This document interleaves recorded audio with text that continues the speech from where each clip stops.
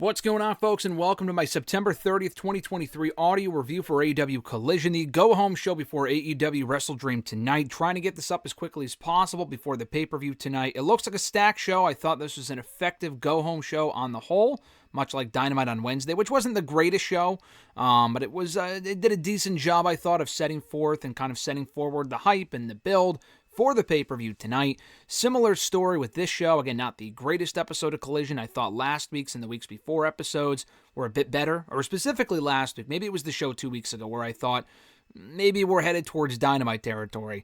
But I thought this week's show was a solid effort. We open up the evening, Andrade El Idolo versus Juice Robinson. What I thought was the best match of the night. The main event was quite entertaining as well, the 8-man tag team match. We'll get to that later. But the opener here actually exceeded my expectations. Andrade is obviously excellent. Juice Robinson's in-ring ability has never been doubted, specifically since he left WWE almost 10 years ago. But he's, at least to me anyway, struggled to remain interesting. Whether it be, in New Japan, he was interesting. In Ring of Honor, he was interesting. But coming to AEW on his own, he wasn't really overly interesting as a character, at least to me. And then Bullet Club Gold kind of came to be, linked up with Jay White and the Guns. And now they're one of the better things going on the entire show. It helped that this wasn't a straightforward squash either. These guys got a lot of time. It was a competitive matchup. Juice Robinson hanging in there with Andrade before falling to defeat. Obviously, he was never going to beat Andrade, but they had a really good match, and Andrade looked great in victory. Juice looking really good in defeat. I thought this was really good stuff. I maintain G. White wasn't at ringside because he was attacked at the end of Dynamite by the masked men, including the masked Devil Man mask that MJF used to wear last year and whatever, and he's worn on occasion since then. So Jay White wasn't there, but I maintain that we're still headed towards Andrade and the rest of La Fascion and Gobernable taking on Bullet Club Gold. I don't know if they have anything to do, on Gobernable with the masked men angle that closed out Dynamite on Wednesday. I don't think so, but it would make sense if we got Andrade, Preston Vance, Roosh, and Dralistico against Juice Robinson, Jay White, and the Guns. I don't know if Jay White now challenging MJF for the AEW World Championship changes things, or if that's going to be a Collision feud, and this will be a Collision feud, and that'll be a Dynamite feud. I don't know, but something to keep in mind. Our tag team match after that, the Kingdom taking on Best Friends after the Best Friends kind of cost inadvertently the Kingdom the win last week in the Fatal 4-Way number 1 contenders match at Grand Slam, or was it 2 weeks ago? I don't remember. But it was the Righteous that emerged victorious instead as the new number 1 contenders of the Ring of Honor tag team titles. So these two teams going in there having a good match. Best Friends are a credible team to a certain extent. Haven't won the Ring of Honor tag titles. Haven't won the AEW tag team titles. So it's not like they have a lot of credibility. But still, they're more notable names in AEW than like two random fucking jobbers. So the Kingdom do the comedy stuff well. I've been entertained by their shtick. But they also need to build up some momentum, building victories, rack up some momentum, building victories, and establish some credibility for themselves because they've been a Ring of Honor team for so long and establish that credibility on AEW television. So I thought this is a good step towards doing that. Good match here. They got some mic time afterward, addressing Roderick Strong, telling him to stay neck strong, blah, blah, blah. The usual entertaining stuff from the Kingdom. We had women's action after that. Julia Hart taking on Vixen. They've put Julia Hart in the ring a lot in the last week. She beat Sky Blue, I think, last week on Collision. She beat Willow Nightingale on Wednesday's Dynamite. Beating Vixen here, not nearly as impressive, but it wasn't meant to be. Julia Hart already got that credibility boosting when I talked about the Kingdom on Wednesday when she beat Willow Nightingale. Well, it actually turned out to be a pretty good match. Julia Hart's got the entrance down, the aura down, Brody King's in her corner. It was really more a matter of the in-ring work improving, and it looks like she's done that. She's not as good as some of the other women in that division, but she's coming along nicely. Giving her more wins and exposure has helped on Rampage and Collision and now Dynamite. My only issue is that they should have started this push for Julia Hart many, many months ago. She's been a background player in the House of Black for so long that it's hard to care about her as a challenger for the TBS Championship. It doesn't feel like, even now, it doesn't feel like a pay-per-view worthy matchup, but it should be decent. We got some mic time, some promo work here from Julia Hart afterward, and Chris Statlander confronting Julia. And it was fine, some pretty basic stuff. I actually thought Julia was more impressive on the mic after her match than Chris Statlander was here. Statlander still comes across as awkward. Maybe it's just because she's an awkward person, but Julia Hart comes across as more confident, more composed. Chris Statlander still needs work in that department, but I would not cut her run short quite yet.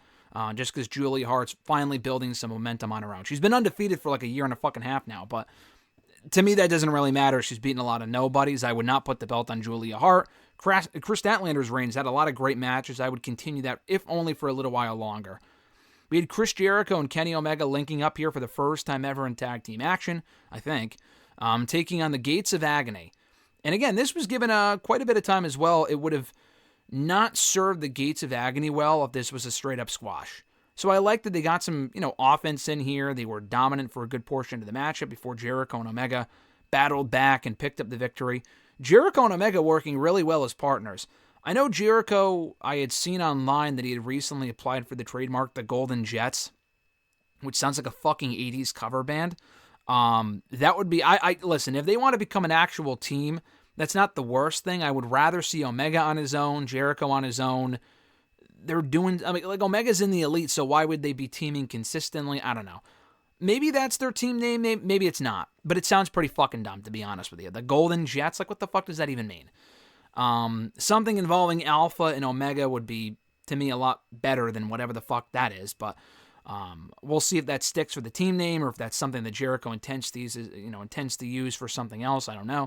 But this was a good match, though. The crowd was really behind Jericho and Omega. They got a lot of mic time afterward.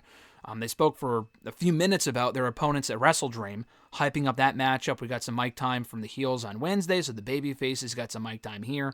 This was good. It served its purpose, and it was good. We had the Righteous in action again for a squash, much like what we saw in Dynamite, beating two guys named Travis Williams and Judas Icarus. Pretty straightforward squash here, the Righteous going over decisively and quickly. They also got mic time after their matchup, addressing MJF and Adam Cole. Now, Vincent came out with a pair of crutches, before ditching them, implying that Adam Cole is lying about his injury, calling him a liar and all this other sort of stuff. It's an interesting angle and a direction to go in, because there are people that think the Adam Cole injury is faked, and it's a kayfabe injury, or it's not as serious as they said. I mean, I saw the pictures Britt Baker put out there. Is there a chance it's a kayfabed worked injury? Sure. I think it's very much legitimate. I think he will be out for a good period of time. Maybe they say he'll be out for 9 months, but he's only out for 6, or they say he's out for 6 months and he's only out for 3. That's possible. I do think he's out of action indefinitely, and that fucking sucks, because it's the best thing going in AEW right now is the stuff with MJF and Adam Cole. So we'll see where they go with it, but I thought it was cool. The Righteous got some mic time here to address their opponent in MJF the night of the pay-per-view. And kind of playing the mind games thing with them and furthering the feud in that way. So I thought that was cool. They're probably not winning the belts tonight. I don't know if they even need to necessarily. But I'm looking forward to the match tonight and seeing how the Righteous do against MJF in a 2-on-1 situation. We get to the main event just like that, an all-star main event, a lot like what we got right before the All-In pay-per-view about a month and a half ago, not even actually. In this matchup, it was the Blackpool Combat Club represented by Bryan Danielson and Wheeler Yuta teaming up with the AEW World Tag Team Champions FTR against Ricky Starks, Big Bill, and Aussie Open. Aussie Open will challenge FTR for the AEW World Tag Team titles tonight at WrestleDream, and Wheeler Yuta is going one-on-one with Ricky Starks. Big Bill and Danielson aren't having a match tonight. It's Bryan Danielson against Zack Sabre Jr., who sat in on commentary for this matchup. We also found out, I think on Rampage, and we heard from them before this matchup, the rest of TMDK, or the Mighty, TMDK, the Mighty Don't Kneel from New Japan, of which Zack Sabre Jr. is a member. It's going to be Mikey Nichols, Shane Haste, the former TM61 actually from NXT, for those familiar, and I forgot their partner's name. They'll be challenging the Acclaimed and Billy Gunn for the AEW World Trios Championship tonight at the pay-per-view, I think on the pre-show. Unnecessary match, but who gives a shit? We heard from them on the show. Zack Sabre Jr. was on commentary. Watching that promo he cut on Rampage on Friday, he looks great. This is like the best I think I've ever seen Zack Sabre Jr. look as far as looking like a star. I don't know if it's the fact that he filled out or the blonde hair, maybe just a Cody thing, I don't know, because Cody did the same thing, and he looks a lot better with the blonde hair than he did with the brown hair. He looks like a star, but he still needs to work on his promos. He's probably not cutting a lot of promos in Japan. I've seen some snippets online over the last couple of years, and they're decent promos. The material works. It's just that he composes himself in a way where he blinks a million times a second, and he seems a bit nervous, so he can need some more confidence in that department. But I'm looking forward to that match tonight. This was a really good match. The heels went over, Starks and Big Bill hitting a tag team finisher where Bill chokeslammed. It might have been, I'm not even really sure who, it might have been Yuta, I don't remember who they pinned. But Big Bill hit a chokeslam at the same time. I think it was actually Dax Harwood, if I'm not mistaken. Bill hitting a chokeslam at the same time Starks hit a spear on Harwood. So it was really cool. They picked up the win, as they should have. Starks has not won a lot lately. He's lost twice to Bryan Danielson in singles action, to CM Punk before that. I know he beat Danielson in that tag team match 2 weeks ago, but he needs more momentum. Like, winning tag team matches will not make him a star. This was a nice step in the right direction, but obviously he's beating Yuta tonight. There's no doubt about that. Beyond that, though, he needs to beat more credible names one-on-one. If they want to make him a top star, and he should be for this show, he needs more big, high-profile victories. This was a good start. Everyone brawling afterward in typical AEW fashion, leading to Danielson and Sabre Jr. going at it, face-to-face. Bit of, I think, a slap fest a little bit between the two. Maybe Zack Sabre Jr. struck him or something. I forgot exactly what happened. And that was how they went off the air. A solid go-home show, a lot similar to what we saw on Dynamite, so it's not a must-see show by any means before the pay-per-view tonight. It wasn't a completely inconsequential show either, though, because I really liked the opener a lot more than I thought I would, between Andrade and Juice Robinson. I thought the Jericho and Omega versus Gates of Agony match was a lot of fun, and the main event was also a blast. And although 3 of those matches got a lot of time, the Righteous squash was what it needed to be. We heard from them, we heard from the women, we heard from the Kingdom. Everyone following their matches for the most part, at least in the middle portion of that show, got mic time. And it's not something we often see. They kind of followed a formula here, what was very similar among the matches, but I'm not complaining because it was all effective, non-filler stuff. And it made for a good show overall. Not a great show, not a bad show, but a good show and a successful go-home show for Collision heading into the pay-per-view a little bit later on tonight.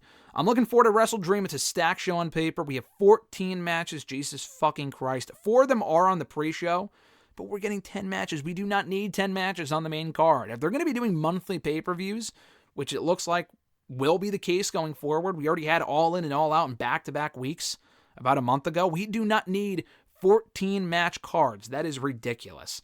I am looking forward to the show, though. We'll see if Ed shows up. Decent possibility that happens. I'm not expecting it, but it is certainly a realistic possibility. We'll see what happens. Thank you guys for checking out my Collision review. We do these every Sunday here on the channel, so if you like it, be sure to subscribe, like the video, drop a comment. All that stuff is greatly appreciated. Enjoy the pay-per-view tonight, folks. I'm Graham G.S. Matthews, and I'll catch your ass down the road.